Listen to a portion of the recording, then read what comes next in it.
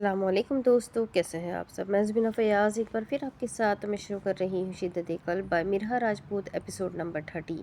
اور شروع کرنے سے پہلے ہمیشہ کی طرح کہوں گی کہ اگر ہم چینل پر نئے ہیں اپنے چینل کو سبسکرائب نہیں کیا تو پلیز چینل کو سبسکرائب کر لیں، بیل آئیکن کو ضرور دبا دیں، کمنٹ کر کے ضرور بتائیں کہ آپ کا ناول کیسا لگ رہا ہے، ساتھ ہی اپنے کانٹیکٹس میں شیئر ضرور کریں۔ تو چلیے شروع کرتے ہیں ہم اس ناول کو آگے۔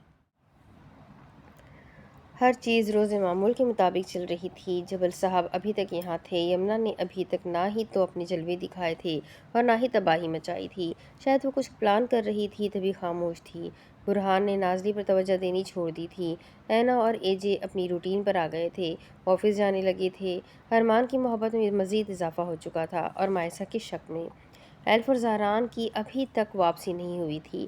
اگر ان دنوں کچھ بدلا تھا تو وہ تھا نازلی کا رویہ، جو دن بدن اس کی محبت کو ظاہر کروا رہا تھا اور جسے ڈسکس کرنے کے لیے وہ سب آفندی صاحب کے روم میں موجود تھے۔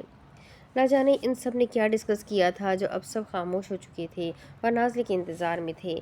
پھر تقریباً 5 منٹ بعد نازلی حوزان کے روم سے نکل کر آفندی صاحب کے روم میں انٹر ہوئی۔ وہ اندر داخل ہوئی تو آفندی صاحب، فریال بیگم، ہرمان، اے جے، سب کی نگاہیں اس پر اٹھی۔ ایک دم نازلی بھونچکا کر رہ گئی۔ وہ سب اسے ہی کیوں دیکھ رہے تھے؟ بابا، آپ نے بلایا؟ دروازے سے اندر جھانکتی ہوئی مدھم آواز میں بولی تو آفندی صاحب نے اپنے سر کو عذبات میں جنبش دیتے اسے اندر آنے کو کہا۔ ہاں بیٹا آؤ۔ وہ اندر آ گئی۔ یہاں آؤ، میرے پاس بیٹھو۔ ہرمان نے اسے اپنے پاس آنے کا کہا۔ پھر وہ چلتی ہوئی ہرمان کے پاس گئی اور ٹو سیٹر صوفے پر بیٹھ گئے تو ہرمان نے اس کے شانے پر ہاتھ رکھتے اسے اپنے ساتھ لگایا۔ نازلی بیٹا، ہم نے ایک فیصلہ لیا ہے۔ سب اسے ہی دیکھ رہے تھے۔ جب وقفے بعد آفندی صاحب تمہید باندھ کر بولے۔ اچانک سے نازلی نے انہیں ایسے دیکھا جیسے انہوں نے پتہ نہیں کیا کہہ دیا ہو۔ کیسا فیصلہ بابا؟ وہ اسی لہجے میں بولی۔ مدھم سے بیک وقت اس نے ایک ایک پر نظر ڈالی۔ سب کے چہرے سپاٹ تھے سوائے ہرمان کے، جو اسے اپنے حصار میں لیے مسکرا رہا تھا۔ ہم سب نے مل کر آپ کی شادی کا فیصلہ لیا ہے جس میں ہمیں آپ کی رضامندی چاہیے۔ شادی شادی شادی، یہ لفظ نازلی کی سماعت اسے 3 دفعہ ٹکرایا۔ شادی؟ لیکن کیوں؟ کس سے؟ کہیں جبل انکل کے بیٹے برہان سے تو نہیں؟ نازلی شل رہ گئی۔ وہ کہنا چاہتی تھی کہ بابا مجھے شادی نہیں کرنی، لیکن وہ کہہ نہ سکی۔ نازلی، آپ کو کوئی اعتراض تو نہیں ہے؟ نازلی کو خام خیالی میں ڈوبتے دیکھ آفندی صاحب نے نرم لہجے میں اسے مخاطب کیا، جس پر وہ فوراً سے اپنے افکار سے نکلتی اطراف میں نگاہیں دوڑانے لگی۔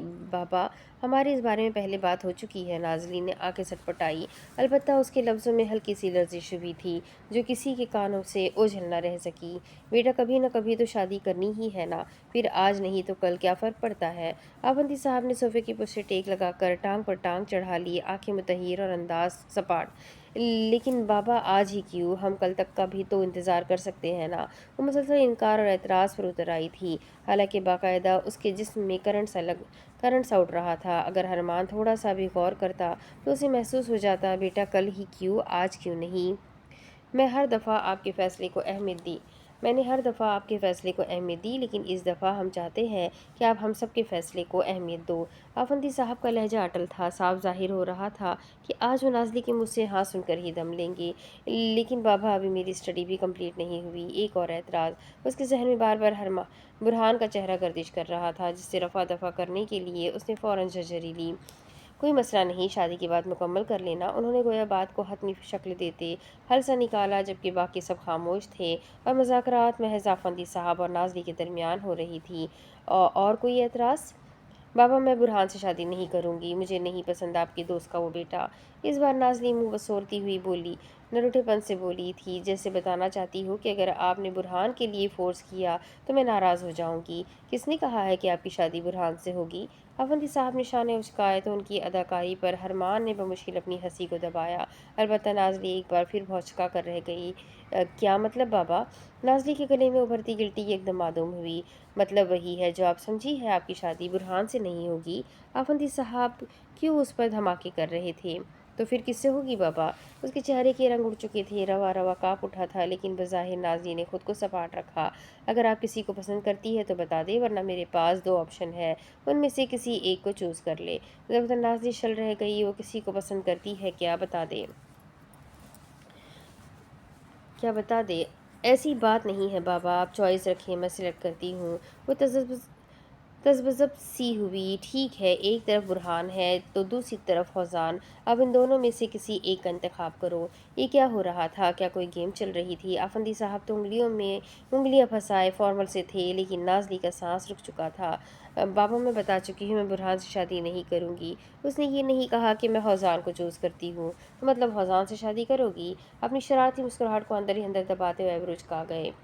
मेरा मतलब नाज़ली नर्वस हो गई। वो दो लफ्ज़ों से आगे ही ना बढ़ सकी।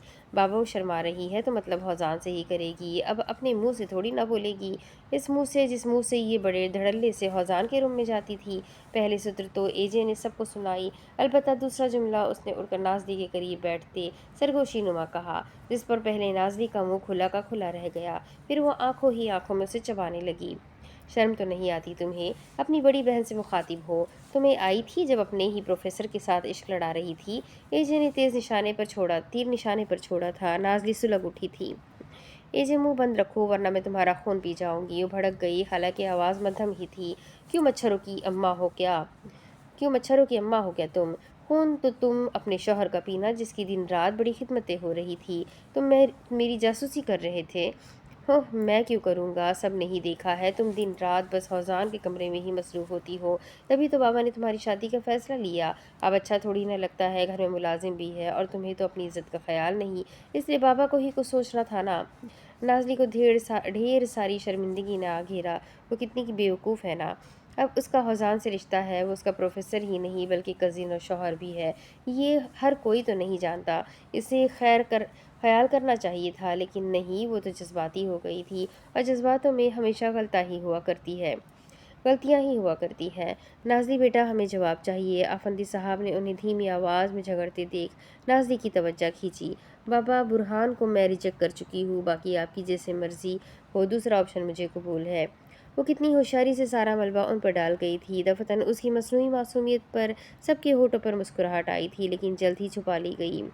बेक वक्त हरमान ने उसे अपने हिसार में लेते उसकी पेशानी पर अकीदत भरा बोसा छोड़ा और नाज़ली, उसके तो दिल में अब लड्डू फूटने लगे थे। उसकी और हज़ान की शादी, वो भी पैलेस में। वाह, क्या मंजर होगा। उसने तो कभी सोचा ही नहीं था कि इतनी जल्दी उसकी हज़ान से शादी हो जाएगी, और सब इतना जल्दी हो गया कि उसका दिल चाहा वो यहाँ से उठे और पूरे पैलेस में झूमती हुई अपनी खुशी का इजहार करे। एक हरमान था जो सबसे ज़्यादा खुश था, क्योंकि वो सच्चाई से बाखबर था। ये तो वो सब ही जान चुके थे कि नाज़ली हौजान को पसंद करती है, लेकिन वो हरमान था जिसने सबसे ज़्यादा जोर दे रखा था कि बाबा, उनकी शादी करना ही बेहतर है, वरना वो कब तक ऐसे मिलते रहेंगे। उसने ये भी कहा था कि उसने हौजान के बारे में सब कुछ मालूम करवा दिया है। वो बहुत अच्छा लड़का है। वो उससे अच्छा लड़का उन्हें नाज़ली के लिए नहीं मिल सकता। तभी आफंदी साहब और फरियाल बेगम मुतमईन हुए थे, वरना वो पहले हौजान से बात करने का इरादा रखते थे। अब उनका इरादा कल सुबह हौजान से बात करने का था, क्योंकि अब तो रात हो चुकी थी। बाजू में बाजू डाले वो दोनों एक परफेक्ट कपल की तरह ऑफिस से बाहर निकले थे। पूरे स्टाफ की निगाहें एक साथ उन पर उठी थी। कुछ रश की निगाहें थी तो कुछ हसद की निगाहें थी, क्योंकि वो दोनों एक साथ इस कदर खूबसूरत लग रहे थे कि सबको यही गुमान हुआ जैसे वो बने ही एक दूसरे के लिए हैं। एजे आज कुछ ज़्यादा ही वेल ड्रेस था। Maroon shirt, white jeans, white joggers और निखरे से चेहरे पर दिलकश मुस्कुराहट जो उसकी खूबसूरती को चार चांद लगाती थी। उसके बाजू में बाजू डाले खड़ी ऐना भी चमक दमक रही थी। हल्के पर्पल रंग का पैंट कोट पहने, पैरों में स्टाइलों की चमकती गोल्डन लंबी हील वाली सैंडल, होठों पर न्यूड लिपस्टिक और बालों को स्ट्रेट करते ऊंची पोनी में मकीद कर रखा था। मतलब कोई अपनी कुर्सी ढकेलता उनके करीब आया था, और जो करीब आया था उसकी निगाहों में हसद था, जलन थी, नफरत थी। जी, तुम्हें तो ये लड़की पसंद नहीं थी ना?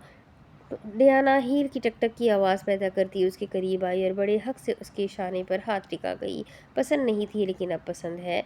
इससे पहले कि ऐना जल भुनकर एजे के शाने से उसका हाथ दूर करती, दफतन एजे ने बगैर उसका हाथ थामे अपना शाना झटकते उसका हाथ झटक दिया।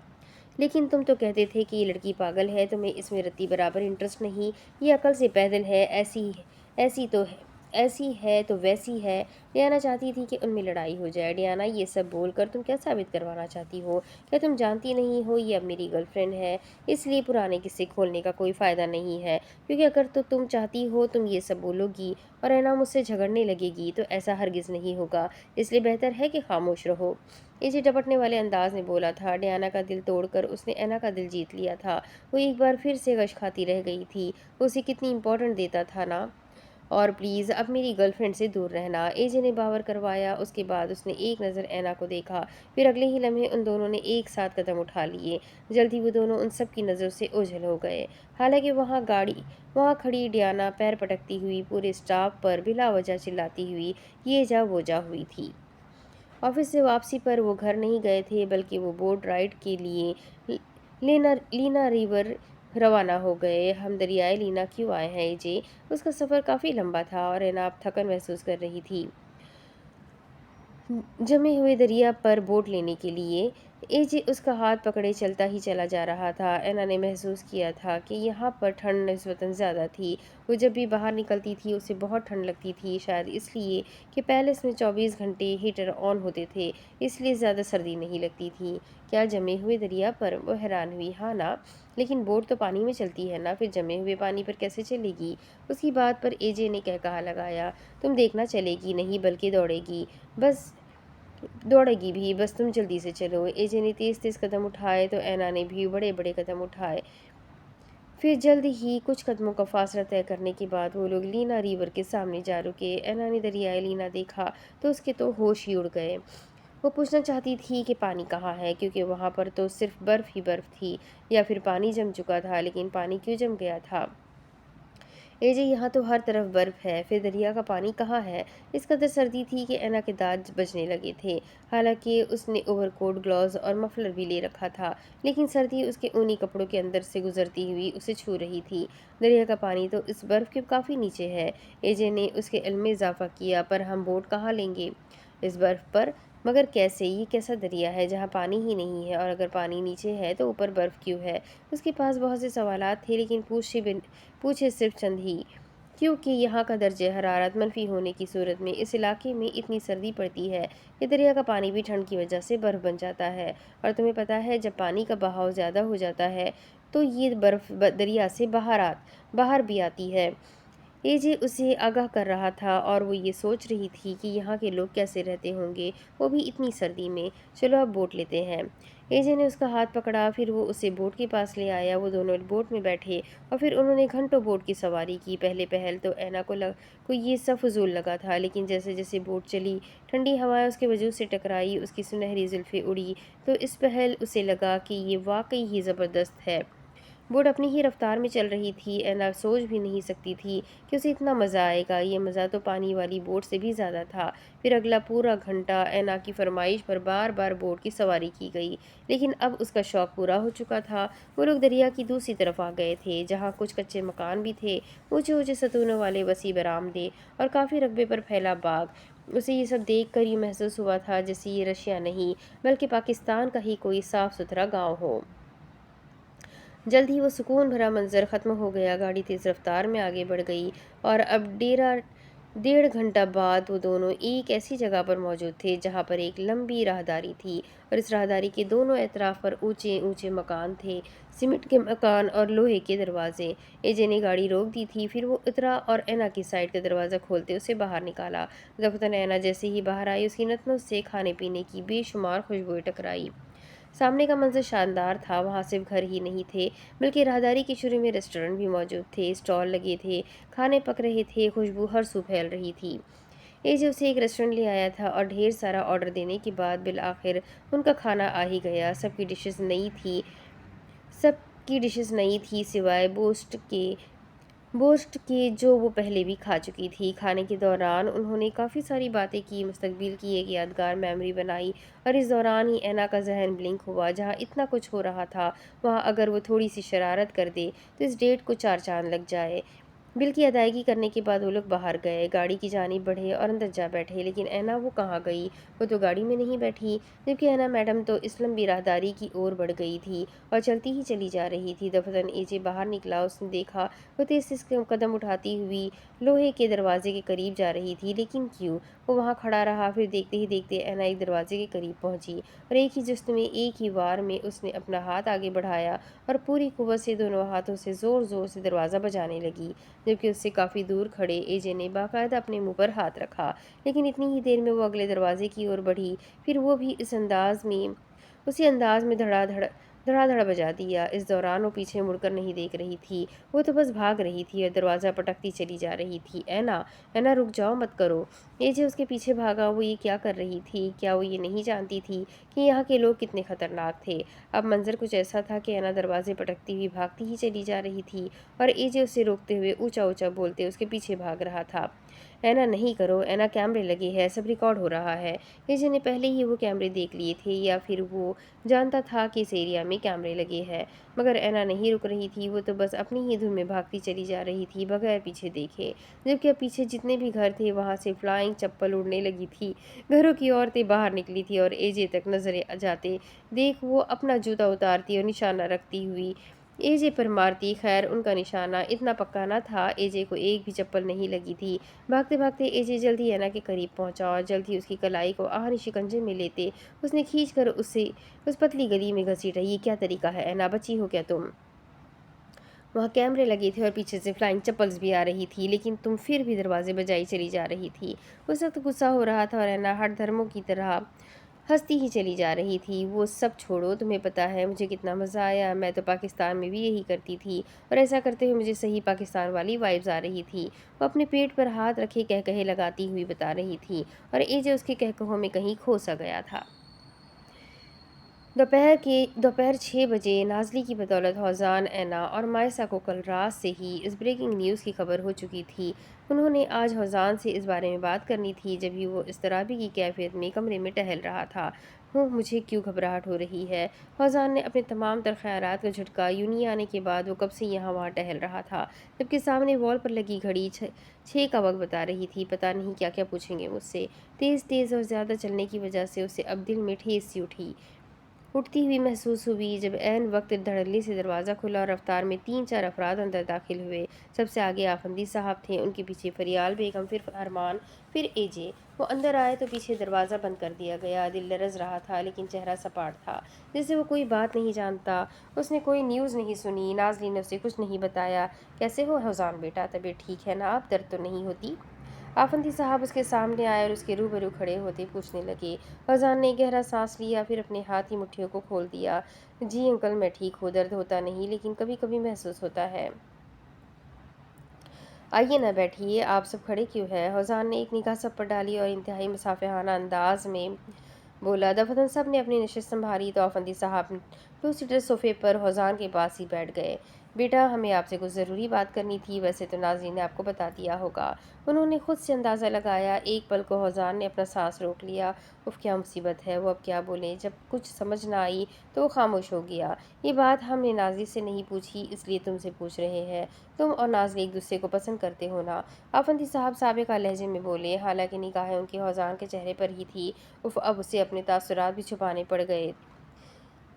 ज़बान को तो कल्फ लग चुकी थी, लेकिन ये तासुरात और घबराहट उसका क्या करे। फिर अचानक से उसके जहन में एक सत्र घूमी, प्यार किया, प्यार किया तो डरना क्या? हाँ, वो क्यों घबरा रहा है? प्यार प्यार ही किया है ना, कोई चोरी तो नहीं की? उनकी बेटी चुरा ली क्या? ये चोरी से कम था। खैर, चुराई तो नहीं है, वो खुद अपनी मर्जी से दे रहे हैं। जी अंकल, नाज़ी और मैं एक दूसरे को पसंद करते हैं। फरजान तहमिल और साफ गोई से बोला, आवाज़ में कॉन्फिडेंट आ गया।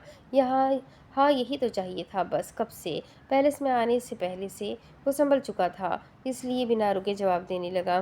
तो आगे की क्या प्लान्स है? किस मुतालिक? हमारी बेटी के मुतालिक।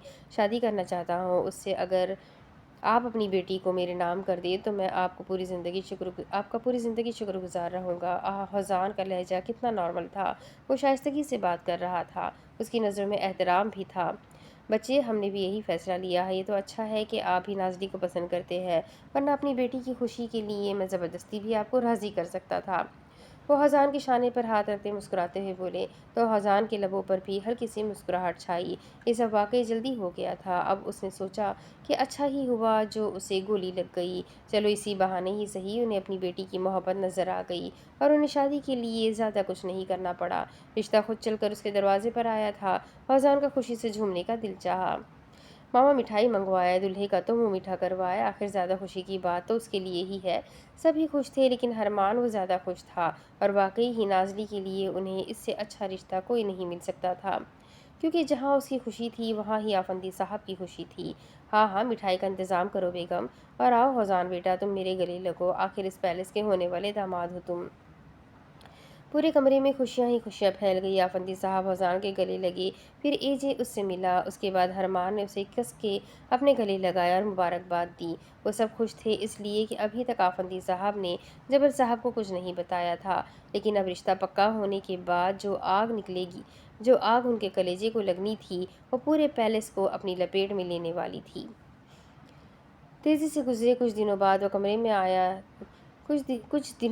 کمرے میں آیا تو مائسہ ڈریسنگ کے سامنے کھڑی اپنی تیاری کو ایک آخری ٹچ دے رہی تھی۔ ٹخنوں تک آتی زنگ کلر کی لمبی میکسی میں ملبوس اس کا چمچم کرتا وجود، میکسی ٹائٹ تھی اور سلیو لیس تھی، جسے کیچ کرنے کے لیے کندھوں پر فقط 2 نفیس موتیوں کی لڑی موجود تھی، لیکن اس نے بہت اچھے سے سب کور کیا تھا۔ زنگ کلر پر اس نے وائٹ کلر کی ہی ہاف باڈی جیکٹ پہن لی تھی جو کہ کرنل کریب کی تھی اور اسے جج بھی بہت رہی تھی۔ سفید گورے ملائمی پیر اسٹرپ والے سینڈل میں ملبوس تھے جس کی ہیل پینسل تھی مگر زیادہ نہیں تھی، کلائی میں نفیس موتیوں والا سلور چمکتا بریسلیٹ اور گلے میں ایک موتی والا پینڈنٹ۔ بالوں کا اس نے رف سا جوڑا بنا رکھا تھا جس سے نکلتی کچھ آوارٹیں اس کے چہرے کا احاطہ کیے ہوئی تھی، البتہ میک اپ کے نام پر مسکارا، بلش آن، ہائی لائٹر، باقی لپسٹک اس نے ابھی لگائی نہیں تھی۔ اس کی نسبت حرمان بلیک کلر کے پینٹ کوٹ میں ملبوس تھا۔ وہ پینٹ کوٹ بہت کم پہنتا تھا لیکن آج شاید اسپیشل مائسہ کے لیے پہنا گیا تھا۔ کالے چمکتے چمچماتے ہوئے جوتے، بالوں کو جیل سے سیٹ کیے، شرٹ کے اوپری 2 بٹن کھولے، سیاہ ڈنر سوٹ میں اس کی گوری چمکتی رنگت اور زیادہ دمک رہی تھی۔ تیار نہیں ہوئی ابھی تک؟ وہ مبہوت سا اسے دیکھتا ہوا اندر آیا اور دروازے کو بند کر دیا۔ مائسہ نے نگاہیں اٹھائی اور اچھے سے اس کا جائزہ لیا، دیکھنا چاہتی تھی کہ کیسا لگ رہا ہے اس کا شوہر۔ تیار ہی تو ہوں، کیا اچھی نہیں لگ رہی؟ مائسہ کے ہونٹوں پر ہلکی سی مسکراہٹ آئی۔ یہ انکشاف کب ہوا؟ وہ کب سے اتنا مسکرا کر حرمان کو مخاطب کرنے لگی؟ صرف اچھی ہی نہیں بلکہ خوبصورت، حسین، آسمان سے اتری ہوئی کوئی اپسرا لگ رہی ہو۔ حرمان چلتا ہوا اس کے قریب آیا اور اس کی پشت پر ٹھہر کر آئینے سے اسے اپنی نگاہوں میں بسانے لگا۔ مجھے لگا تھا کہ تم کہو گے کہ میری لگ رہی ہو۔ وہ کتنی بے تکلفی سے بات کر رہی تھی۔ حرمان کے گال پر گڑھا پڑا تھا۔ کیا کل رات کچھ ہوا تھا؟ کیونکہ مائسہ کا ایک دم بدل جانا یہ سب نیا تھا۔ ہاں، میں کہنا چاہتا تھا کہ صرف اچھی نہیں بلکہ سیدھا دل میں لگ رہی ہو۔ حرمان دل فریب آواز میں بولا۔ آس پاس تتلیاں اڑنے لگیں۔ مائسہ کے چہرے پر سرخی چھائی، وہ شرمائی، پھر چہرہ جھکا کر مسکرائی۔ لپسٹک نہیں لگائی ابھی تک تم نے؟ آپ کا انتظار کر رہی تھی اس لیے۔ میرا انتظار کیوں؟ کیونکہ سمجھ نہیں آ رہی تھی کہ زنگ کے ساتھ کون سا کلر اچھا لگے گا، اس لیے سوچا آپ سے پوچھ لوں۔ مائسہ نے 2 ڈیور کی لپسٹک اٹھائی اور دھیرے سے پلٹتی حرمان کے سامنے لہرانے لگی۔ بتائیں ان دونوں میں سے کون سی لگاؤ؟ ایک ڈارک ریڈ ہے تو دوسری ٹی پنک۔ ویسے میں سوچ رہی ہوں کہ ڈارک ریڈ لپسٹک لگا لوں، اس کا کلر کافی نوڈ اور لانگ لاسٹنگ ہے۔ یہ وہ ڈارک ریڈ لپسٹک تھی جو مائسہ نے حرمان کے ساتھ پارٹی میں جانے کے لیے لگائی تھی۔ نہیں، اس کا ٹیسٹ اچھا نہیں ہے، تم دوسری والی لگا لو جس کا ٹیسٹ اچھا ہو۔ وہ لاپرواہ انداز میں زمانی سا بولا۔ بے شرمی کی بھی حد تھی۔ وہ بے دہانی اور عجلت پن میں بولتا ہوا مائسہ کو وقت یاد کروا گیا تھا جب اس نے مائسہ کو مصنوعی سانس دی تھی۔ حالانکہ بے ہوشی کی وجہ سے مائسہ کو یہ بات یاد بھی نہیں ہوگی، لیکن وہ بے خیالی میں بول گیا تھا اور اب مائسہ کا چہرہ دیکھنے والا تھا۔ اس کا منہ حیرت انگیز انداز میں کھلا رہ گیا۔ آپ کو کیسے پتا کہ اس کا ٹیسٹ اچھا نہیں ہے؟ اس نے ریڈ لپسٹک حرمان کے سامنے کی، پھر وہ مشکوک انداز میں اسے گھورنے لگی۔ ضبطاً حرمان کی زبان کو کلف لگ گئی۔ وہ اب کیا بولے اور کیا نہ بولے، کچھ سمجھ نہیں آئی۔ اب اس کے آگے کی کہانی میں آپ کو اگلی ویڈیو میں سناتی ہوں کہ آگے کیا ہوگا۔ یہ جاننے کے لیے میرے ساتھ بنے رہیں۔ ویڈیو کو لائک کریں، چینل کو سبسکرائب کریں، بیل آئیکن کو ضرور دبائیں۔ ملتے ہیں اگلی ویڈیو میں، تب تک کے لیے اپنا خوب سارا خیال رکھیں، مجھے بھی دعاؤں میں یاد رکھیں۔ اللہ حافظ۔